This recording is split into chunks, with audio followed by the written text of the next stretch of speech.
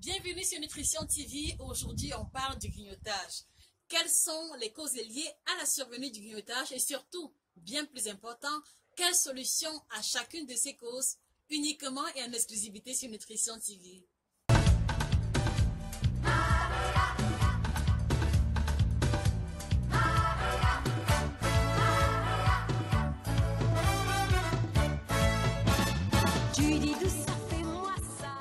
Savez-vous par exemple qu'il existait 6 catégories différentes de grignotage? Certainement non.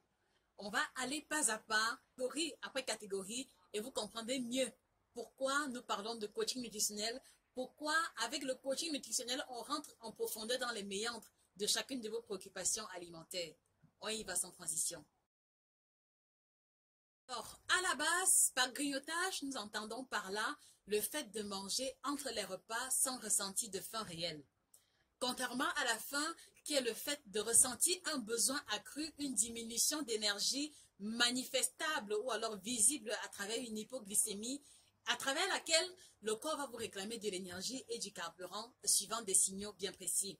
Alors, parce que cela perturbe la ligne de beaucoup d'entre vous, parce que cela entraîne une surconsommation alimentaire, parce que cela a conduit plus d'un au surpoids, parce que aussi plein de personnes essayent de s'en sortir mais n'y arrivent plus, nous avons choisi comme ça d'en faire notre thématique de ce jour. Voilà pourquoi est-ce qu'il vous sera livré dans quelques secondes les astuces nécessaires pour en venir à bout du grignotage.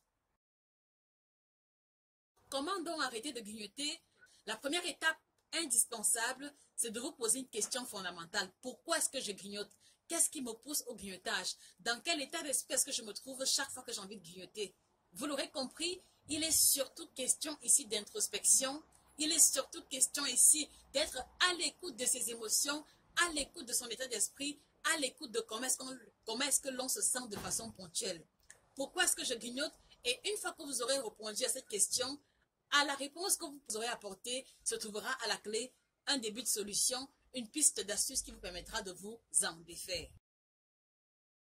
Le type de grignotage, c'est certainement le plus connu, le plus fréquent, le grignotage de l'ennui. Schéma typique, vous êtes à la maison, vous ne faites pas grand-chose, vous vous ennuyez, entre Facebook, WhatsApp, Messenger, vous vous posez 1000 questions sur comment vous occuper et surtout, il vous vient une envie irrépressible de manger quelque chose. Et c'est comme ça que vous vous retrouvez à la cuisine, une tartine au chocolat, des biscuits, du caramel, des arachides grillés, alors qu'au fond, vous n'avez pas réellement faim. Vous l'aurez compris, il s'agit du grignotage de l'ennui. Alors, comment donc se défaire de ce type de grignotage?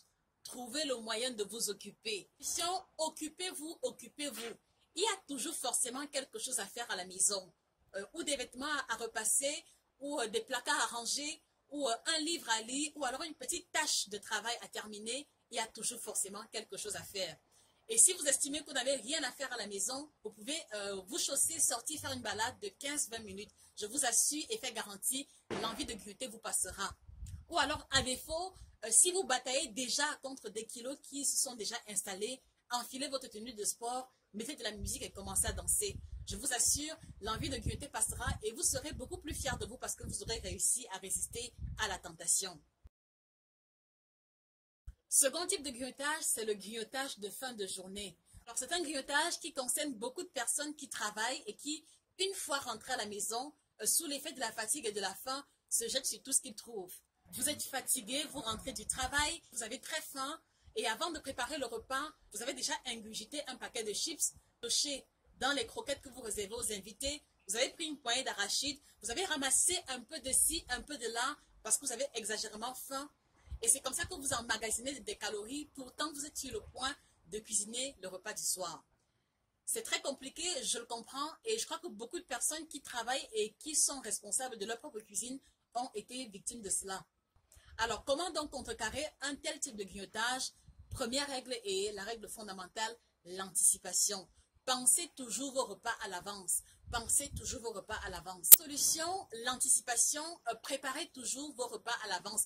Et ayez toujours quelque chose de sain à manger à la maison. Ça peut être une simple salade de crudités et alors, quand vous rentrez, vous commencez à manger la salade de crudités qui va forcément atténuer jusqu'à un certain niveau le niveau de faim que vous ressentez. Et ensuite, maintenant, vous pourrez penser à cuisiner. Mais sauf qu'ici, la valeur calorifique de la salade que vous aurez consommée sera beaucoup plus faible, beaucoup plus moindre que si vous aviez mangé des biscuits ou du pain ou du chocolat ou alors une gourmandise à la place. Toujours anticiper. Et un exemple simple, pendant que je prépare le repas du soir, je peux en profiter pour faire une petite salade de crudité que je vais réserver au frigo et qui sera comme ça le premier repas que je vais commencer à manger une fois rentré à la maison. Il évitera de tomber sur le coup du grignotage de fin de journée et voilà votre ligne qui sera préservée. Numéro 2, il se pourrait aussi que vous n'ayez pas pensé à anticiper et cela peut arriver à tout le monde. Alors, quelle solution immédiate? Donc, prenez le temps de prendre une paume et une infusion vraiment de façon calme et posée. Cela atténuera la faim. Les fibres de la paume rempliront suffisamment votre estomac pour vous passer l'envie de manger tout et n'importe quoi. Évidemment, vous le savez, la valeur calorifique de la paume est même en deçà de 100 calories pour une petite paume moyenne. Voilà comment vous aurez réussi à contrecarrer une envie folle de manger tout ce qui vous tombe sous les yeux. Et voilà encore un pas de plus vers la réussite, un pas de plus vers la ligne conservée. Catégorie de grignotage, c'est un grignotage qui me parle beaucoup parce que beaucoup de patients que j'ai accompagnés ont souvent été victimes. Ce grignotage est particulièrement typique des personnes qui font des régimes trop restrictifs et qui ont débarrassé de leur alimentation une ou plusieurs classes alimentaires. Par exemple, le fameux régime Tonon, le fameux régime sans féculents, c'est le grignotage de la fille qui fait le régime, c'est le grignotage de l'anga qui a commencé un dur régime. Et quand elle commence, elle est motivée à fond, elle dit « Ah non, pas de féculents, pas de viande, pas de poisson, je vais brûler les kilos là, vraiment il me faut perdre 10 kilos en une semaine. » Voilà un schéma typique dans lequel elle va se retrouver réduire de façon vraiment conséquente ses apports en nutrition. Elle va enlever les féculents, elle va même parfois enlever le poisson, la viande, parce qu'elle veut obtenir des résultats rapidement. Et qu'est-ce qui se passe? C'est qu'elle va aussi ajouter à ça un sport intense pas possible. 1 heure, 2 heures, 3 heures en salle de gym, et comme ça même parfois le matin et le soir. J'en connais, ce n'est pas du pipeau que je vous raconte. Aujourd'hui, le matin, ça va, vous avez pris le bol de fruits. À midi, légumes sautés et un morceau de poisson. Jusque-là, ça va encore.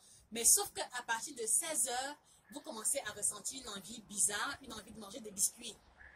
Des biscuits ou alors une envie de manger une tranche de pain, un morceau de chocolat. Et en fait, vous ne comprenez pas ce qui se passe parce qu'au fond, vous savez que vous n'avez pas faim. Il s'agit simplement que c'est votre organisme qui vous réclame les féculents dont vous l'avez privé. C'est votre organisme qui vous réclame la part de glucides que vous n'avez pas apporté dans l'alimentation. Donc, comme quoi, notre organisme n'est pas aussi idiot que cela. Un second exemple aussi intéressant, c'est le cas de cette personne qui va décider de faire un régime plus extrême uniquement à base de fruits et de légumes. Donc, il n'y aura pas de féculents, il n'y aura pas de viande ni de poisson. Et à cela, elle va même ajouter des séances de sport très intenses parce qu'il lui faut perdre ses 10 kilos en une semaine. Et très souvent, comme il m'a été permis d'observer chez beaucoup de patientes, c'est que la première journée, elle tient. La seconde journée, elle tient aussi, mais sauf que le soir, elle a une envie irrépressible qui lui passe à l'esprit, une envie de biscuit. Et comme elle est très motivée, elle se dit, ok, j'ai pu tenir la première journée, alors je pense que je pourrais tenir la seconde. Mais l'envie de biscuit est toujours aussi intense et elle se dit, ok, je vais prendre juste un biscuit. Elle prend un biscuit. Après le premier, elle se dit, ah non, il me faut encore un second parce que l'envie est tellement intense et tenace. Après 2 biscuits, après 3 biscuits, après elle se rend compte que c'est tout le paquet entier qu'elle a mangé.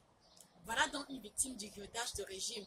Et ce simplement parce que le régime a tellement été restrictif que le corps a envoyé des signaux qui réclamaient les classes alimentaires absentes. Et voilà comment est-ce qu'elle se retrouve en plein craquage. Alors, pour éviter d'être victime du grignotage de régime, un conseil, quand vous commencez un régime, fixez-vous des objectifs réalistes et surtout, n'éliminez pas définitivement une classe alimentaire de votre alimentation parce que c'est le meilleur moyen pour vous retrouver en train de grignoter et pire même craquer chez celles qui sont beaucoup plus sensibles à certains aliments. Donc maintenant, à vous de voir quel est le contexte qui vous anime pendant que vous grignotez, qu'est-ce qui justifie votre envie de grignoter.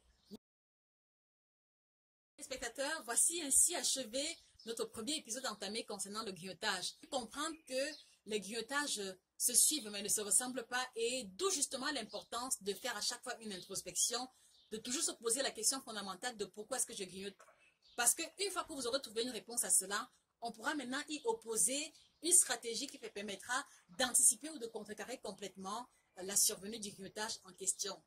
On se retrouve très prochainement pour le second épisode qui concernera les 3 autres types de grignotage que nous n'avons pas pu aborder aujourd'hui. Une fois de plus, partagez avec nous toutes vos expériences. Qu'est-ce qui vous fait grignoter, voir votre niveau? Et pour ceux qui ont pu s'en sortir, quelles sont les astuces que vous avez utilisées pour pouvoir en venir à bout? Passez une excellente journée et que le bien-être vous accompagne. Au revoir.